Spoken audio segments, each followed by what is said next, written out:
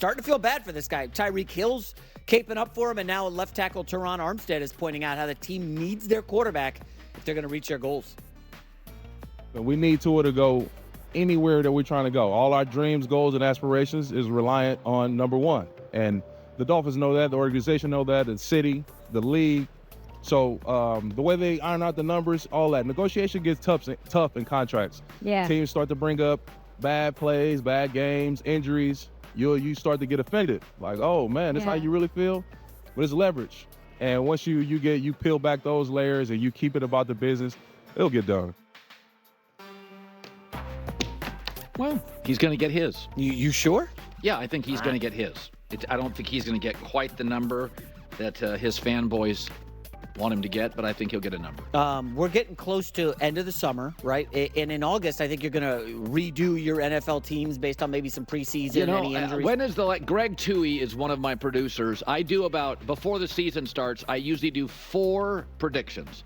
I do post-free agency and coaching hires, post-free agency coaching hires, post-draft, then sort of a pre-camp, and then a post-camp, see if there's any injuries. Yeah. Have I done the third one yet?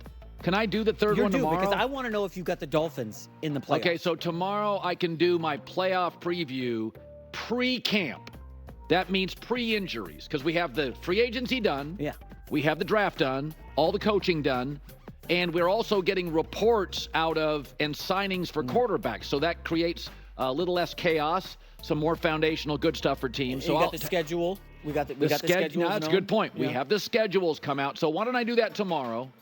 We will have our third big NFL playoff prediction, and then we'll do one after. See if there's any injuries after the preseason. I keep looking at this Dolphins team, regardless of what happens with Tua. I don't see a path to the playoffs for them. Not in that division. They're going to score a lot of points. Okay. They didn't score a lot of points last year. And then they made the playoffs. Well, they kind of backed in there. Well, they made collapsing. the playoffs. I don't care how you get into the playoffs. I don't care if you back in, you topple in, you fumble in, you got to the playoffs. See all those cold weather games there at the end? No, I will say this. Week 13 on it's a tough sled. It's a doozy. It's a doozy, but there's a lot of wins here for a team averaging 28 a game. A lot of W's. Lot of wins. How about Buffalo, week 2, having to go down to that swamp in Miami where it's 94 and humid? Might as well just put a W on that one. I thought yesterday it was Josh Allen's amazing, and now he can't handle some heat in Miami? Come on, bro. What is that? All right, final story. Let's go to Team USA. They beat down. Oh, here we go on a Thursday. So many things to talk and grumble about. Live in Los Angeles, it's the Herd. I'm going to roll up my sleeves here. Wherever you may be and however you may be listening, thanks for making us part of your day. It's a work day. Not a dress-up day. It's a work day. I'm going to roll my sleeves up, J-Mac. Literally and metaphorically, right? You're rolling the sleeves up. You're getting in the mud. Here we go. So, J-Mac, once again today we have very light, optimistic shirts on. Very vibrant. So, Anthony Davis and Joel Embiid are vying for a starting center spot on the Olympic team. That's going to be in Paris. It's going to be in Paris about a week or two. Right. We're going to have the Olympics. And so you got these games yesterday against Serbia. And Embiid had the worst plus-minus of any player for Team USA. And Embiid, France wanted him on their team. Everybody fought hard for him, right? And he goes. Anthony Davis, by the way, has been very subtle about even being included. His quote was about the Olympics, "I'd be happy to play if I'm asked." And he has been an absolutely dominant figure when he's been on the floor. But I've said this for years. Because the NBA is very much into aesthetics and style, I get lectured for years about players. Carmelo Anthony is unbelievable.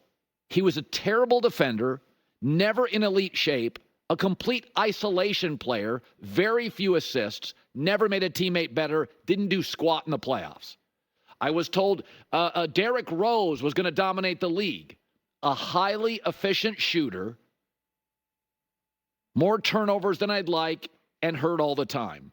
I'm sorry, he's not going to physically dominate the league. I was told Westbrook's an MVP. I thought he was a stat patter. Bad hands, can't shoot for a guard, hyper athletic, but played one speed and often out of control. My eyes did not tell me that Westbrook was an MVP and Carmelo was an absolutely dominant player or Derrick Rose was going to run the league. And my eyes are telling me the same for years with Joel Embiid. I'm not denying he's got a Shaq feel to him. But Shaq won in the playoffs. Shaq was dominant when it mattered. I'm watching this Olympic stuff. Embiid gets in the way of the offense. Anthony Davis doesn't. Hell, Anthony Davis took 2 shots yesterday and was the second most dominating player in the game to Steph Curry. He is literally jumps off the television set. And here's the thing I like about AD, and we've seen this for years in Los Angeles. He can be a star and dominate a game, but he's also an incredibly complementary player. He elevates LeBron. LeBron doesn't have to worry about defending the rim. He can be a complementary player on this Olympic team, or he can dominate moments. With Embiid, there is no complementary to his game. He forces you to play his style. And so does Steph Curry, but I get 4 titles. And so did LeBron, but I got 8 straight finals. With Embiid, he forces you to play his game, but I don't get the payoff at the end of the season. He gets in the way of the Olympic offense, and I find sometimes watching Philadelphia, yes, he's productive. So was Zach LaVine, and the Bulls can't give him away. So was Carmelo Anthony and Westbrook. They didn't win in the playoffs. If you're talking about the greatest bigs of all time, Russell, titles, Kareem, titles, Shaq, titles, Akeem, titles. Embiid can't win a second-round playoff series in the weaker conference. So, again, I'm willing to sacrifice things. LeBron does this a little. You got to kind of build your team around LeBron. But in his prime, so what? I'm going to the finals. Steph Curry, you're going to build some stuff, and you're going to have to sacrifice a little defense with Steph Curry. All right, I'm getting to like 5, 6 finals. I got 4 rings. I don't get the payoff for Embiid. Once again, you're lecturing me on how great he is. Well, greatness in the NBA is May and June. Who gives a rip about January in Cleveland? I want May and June success. I get it with Steph. Like Magic Johnson wasn't a great defender, but I got the payoff. He elevated everybody around him. Magic could play center. He could play guard. He could do anything. Embiid, to me, is a great productive talent, but he's closer to the Westbrook, Carmelo, where I get all this productivity. I'm lectured on how great he is. I'm not sure he elevates anybody.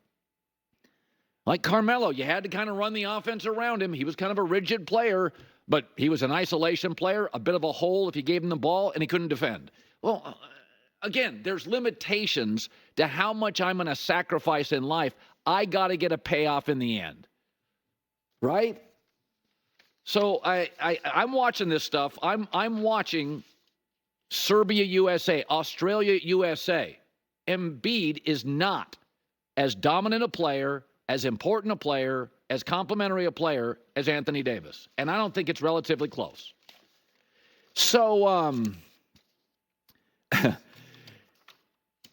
I've said this, that I think Angel Reese and Caitlin Clark, the rivalry is great. I don't need Caitlin Clark to win everything. It's a magic bird thing, back and forth. If Angel Reese wins Rookie of the Year, good for her. I like the back and forth. But I just want to tell you that Caitlin Clark last night had 19 assists in a game to set a league record. She's a rookie on a bad team. She has scored or assisted on 66 points, 71% of the Fever's points. That's the most ever in league history. She's breaking records every week. So part of the silliness of not allowing her on the Olympic team is she was a very quickly improving player, and now you kind of look silly. She's arguably the best playmaker in the league, arguably the second best three-point shooter in the league. I don't know. They seem valuable in Olympic competition, and she's not on the team. But yesterday, they also announced the skills competition for the WNBA All-Star team, and she didn't make that either. She didn't make the three-point shooting contest. So you argued she wasn't good for the Olympics.